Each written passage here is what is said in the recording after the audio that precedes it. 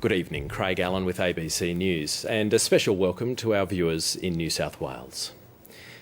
Communities in New South Wales hard hit by the bushfires have been struck another blow. Many residents have discovered they no longer qualify for federal government disaster relief payments. The eligibility rules were tightened up a day after 200 homes burnt down in the Blue Mountains. It means that many who would have qualified for government assistance will now miss out. David Spicer reports. When Winmalee was devastated just over a week ago, Lee Hansen put out spot fires to save his sister's house. But his mother's home nearby was lost. When I called Centrelink on Friday morning after the fires came through, the lady at Centrelink said, yes, your mother's entitled to $1,000 because her house has been destroyed. Your sister, whose house hasn't been destroyed but been affected, she's not entitled to anything from Centrelink.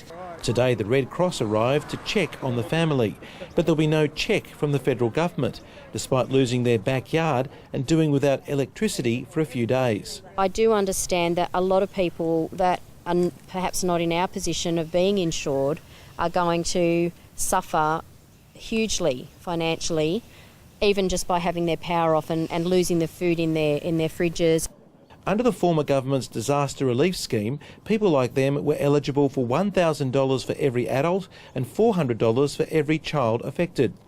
It was granted to hundreds of thousands of people during the Brisbane floods and Victorian bushfires. No one's been willing to say why people in Winmalee are being treated as second-class citizens. The Justice Minister, Michael Keenan, passed a regulation the day after the fires hit to abolish the compensation. At this most difficult time, they changed the rules around who is eligible for assistance at times of disaster.